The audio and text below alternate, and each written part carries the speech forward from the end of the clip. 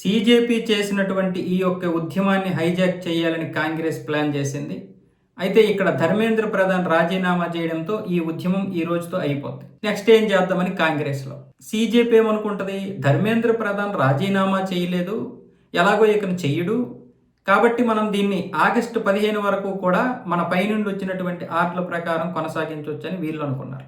కానీ ధర్మేంద్ర ప్రధాన్ రాజీనామా చేశాడు కాబట్టి నెక్స్ట్ ఏం చేద్దాం, వాళ్ళు అనుకున్న విధంగా ధర్మేంద్ర ప్రధాన్ రాజీనామా చేయించేశాం. వాళ్ళు అనుకున్న విధంగానే విద్యామంత్రి రాజీనామా చేసేసాడు. ఈ శాఖలోకి ఇంకొక మంత్రిని తీసుకురావాలి. అలాగే నెక్స్ట్ ఏం చేయాలి, ఇలాంటి సమస్యలు ఎదుర్కోవడానికి ఏం చేయాలి, ఈ విద్రోహ శక్తులు ఏవైతే ఉన్నాయో కొన్ని విదేశీ శక్తులు, విద్రోహ శక్తులు మన దేశ స్టూడెంట్లు కలిసిపోయారు, మన దేశ స్టూడెంట్ మీదకి వచ్చారు. కాబట్టి నెక్స్ట్ మనం ఏం చేద్దాం. అలాగే ప్రతిపక్షాలకు కూడా ఏదో ఒక విధంగా విమర్శించడానికి అవకాశం ఉన్నటువంటి ఈ యొక్క దీని మీద ఇప్పుడు వీళ్ళందరూ కూడా నెక్స్ట్ ఏం చేద్దాం అనుకునేటటువంటి పరిస్థితుల్లో ఉన్నారు.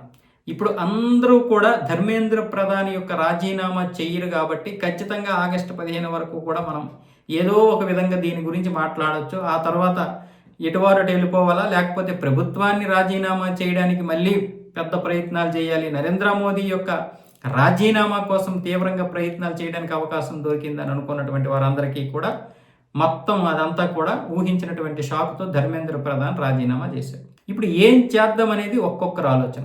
ఇటు బీజేపీ నుంచి కాంగ్రెస్, ఆమ్ ఆద్మీ పార్టీ, సీజేపీ అందరూ కూడా నెక్స్ట్ ఏంటి.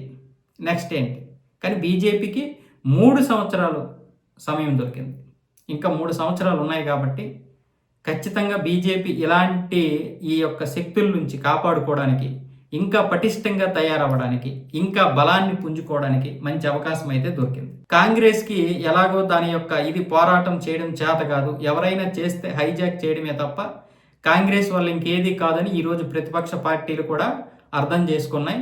ఆ రోజు ప్రధానమంత్రి ఇంటి ముందు ధర్నా చేయడానికి వెళ్ళినప్పుడే ఇక రాహుల్ గాంధీలో ఎక్కడా కూడా పారదర్శకత లేదు.